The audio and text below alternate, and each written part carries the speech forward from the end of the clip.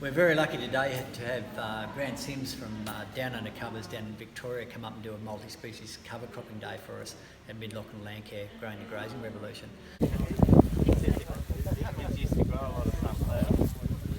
You know, I'm sixth generation on the farm and we want to continue that on, and to do that we need to make sure we've got healthy soils, which therefore gives us healthy plants and healthy animals, healthy kids, healthy people that eat it.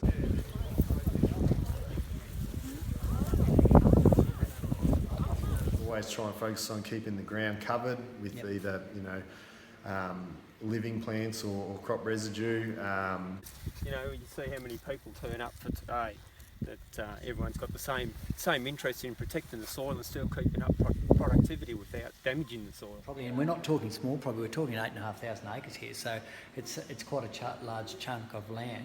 Yep. What was the initial thing that actually got you to sort of say, well, I want to challenge what we're doing here, especially multi-generational farm as well? Yeah. Well, I suppose some of it when I first come back and in the cropping part of the system, you know, learning on getting on the boom spray, and I was just questioning, why are we spraying this and why are we doing that? And we seem to be treating symptoms a lot, you know, putting this insecticide out or this fungicide out, and then I'm thinking, I'm handling all these things, I don't know if I want to be doing that long term, and then I'm starting to think I don't really want my kids to come and have to be doing this as well. And Gus and Anna, just we've dug up a couple of plants here in this multi-species cover crop that you put in. What are your thoughts of things that are happening in here? Can you see an outcome that you're after? There's worms. Yeah. Beautiful smell. Yeah, the soil's very nice and friable. Fairly light. We found some fungi in there. Yep, there's quite a lot of fungi, which is really good to see. White stuff. Worms. There's a beetle.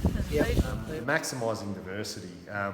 In a lot of the landscape, we've had these highly diverse, you know, beautiful places like up here where a lot of different grasses and broadleaf and different things in, and then we wipe them all out and grow a monoculture.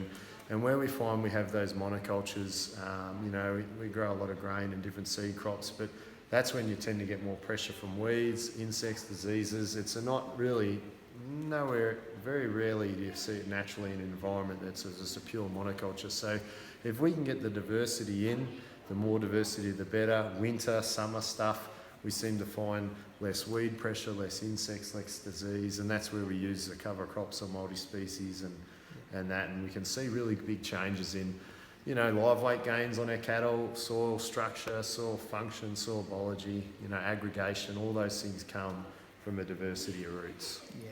So the life under the surface of the soil, especially with those different species, is probably a pretty interesting one, and different plants feeding different things like bacteria. And a depth that some of them get to, or different levels. Yeah. We can, when we do and can get it, and we follow it with a winter multi-species, some of them winter, we've tested our total biology in the soil, and it's seen, you know, gone from a desirable level of 600,000, whatever they're measuring it, into 1.5 million, like just gone right off the chart. Calcium, and there's a lot of work now where, you know, putting lime in compost or adding biology to your calcium, like lacto and some of these other things, can hold on to that calcium and keep it in the system. Because so you've got like the mycorrhizal fungi, filaments of the root, or there's saprophytic fungi that will break down that. And that's one thing when we get into any stubbles and that, it's pretty dry, you know, moist conditions here. But if you look here and dry matter like that, and you see that cobwebby and black, you know, I think that's the fungi breaking that down and cycling that. I mean, there's a spider running around, so that's a good sign. But you know, I know guys and they run these fungicides, and then we have all this summer rain and the stubble's still golden, like for months. It won't. It's just they've killed all that natural decomposition. And actually, the radish growers in New Zealand, they actually with sprinklers spray the radishes prior to harvest to let the fungi in to break down the pods to make it easier to thresh out.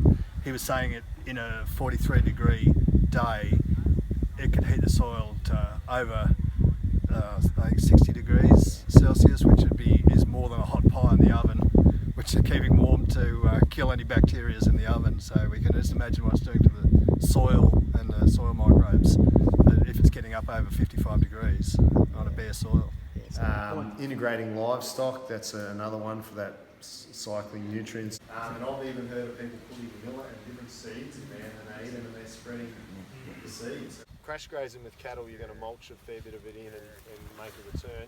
Even crimp roll. Like, interesting when you talk to Gabe or listen to his stuff, he says on his worst paddocks he'll grow this sort of thing as big as he can, and then he puts huge high numbers and really hits it hard and smashes and wants half of it to be trampled into the soil. We haven't put out any chemical fertilisers for many years, and people have said to us over the years, you're going to hit a wall. Yep. You're going to suddenly have, I suppose, no feed. Yep. And we just have never hit that wall. And talking to the guy today, he was explaining that you can cycle your own with your stock. Yep. And we give minerals to our stock and it cycles through them, and that's why we still seem to be heading on an uphill. Minimising or eliminating synthetic fertilisers and chemicals. You know, we're not saying we don't, you know, they're there to use if we need them, but if we can get other forms of things in, and we find less requirement on them. 10 kilos of the mix, 40 kilos of MAP with the Nutrisoil over the seed, no chemical, just a crimping roller. I think Gus was towing it with his ute. But we may put the crimping roller up the guts. And controlled traffic farming, we find, you know, in our cropping thing, it really helps with water infiltration, like minimising or stopping compaction. Yep. For water infiltration and things like that. Penetrometer, it'll measure soil, like the pressure. It's like a pressure thing as it pushes, and it'll measure how much PSI. So once you get over 300 PSI, a lot of roots start going sideways. They can't penetrate. Radishes and turnips and things can go 600 to 900. They can punch through tighter soil. We've got before, like seeing the root come down and shoot sideways for a portion and then find a crack. What we've found, and then you do this again next year, and they might just find that hole and bang, and then they're punching out, and year after year we just get more and more roots going deeper and deeper and less of this. That's sort of a bit of maybe a shallow tillage or, you know, some sort of surface compaction, and they've gone sideways and then found a crack. It's an old loosened paddock, this. Because basically the higher the brix, the greater that plant's ability to photosynthesize and capture that free energy that we get from the sun and convert it into the soil and feed the soil biology, and therefore then grow higher quality plants. There's a large correlation to high brixes, you know, relates to less pressure from insects, diseases, but also more nutrient density. I mean, this is good because that's where Nicole and all those people say what you want to see is the insects going to your wheat. You want to do a brix on your weeds and a brix on your what you're trying to grow, and ideally you have your brix higher on your desired plants, because then they're pumping more carbon, so the microbes in the soil will favour them more. These guys get left behind a bit, and then the insects turn them over. So that's actually a really good sign to see that happening. 40. This was the worst paddock by far for saffron, so it did get gramopsone. It just weakened it. Didn't really set much of a seed, but It's been surprising today with the grazing emphasis in the property we're on, and the grazing mixes, how they're potentially turning the paddocks around. Yep. So a bit of recovery from possibly the last 3 or 4 years of hard seasons.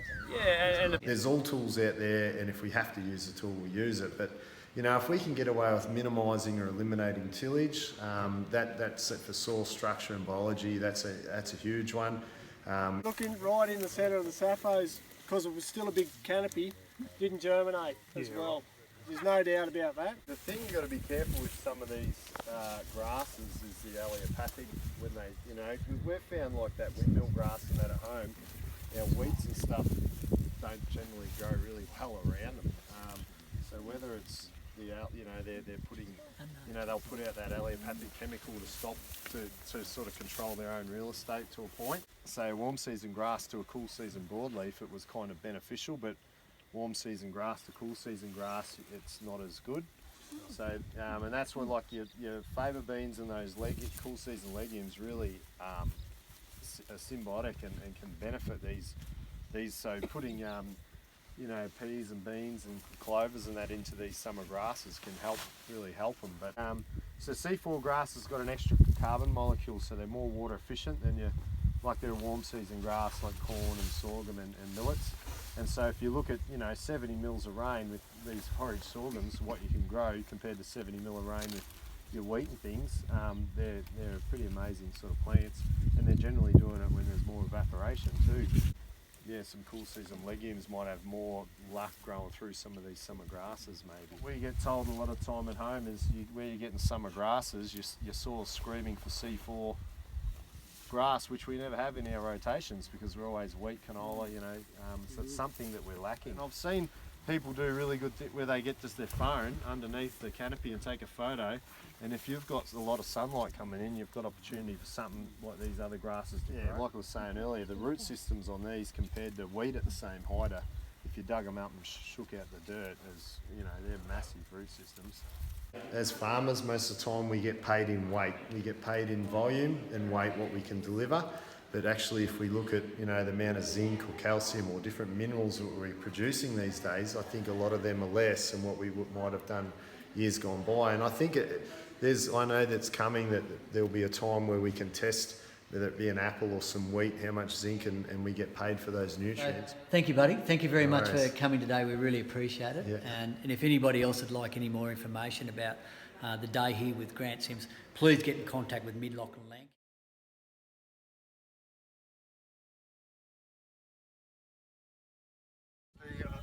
Thinking about it, it was really good to hear someone who's doing it on a large scale, and it's proof that it's a concept that can work, and that can probably work on anyone's place, depending on what they're actually trying to achieve.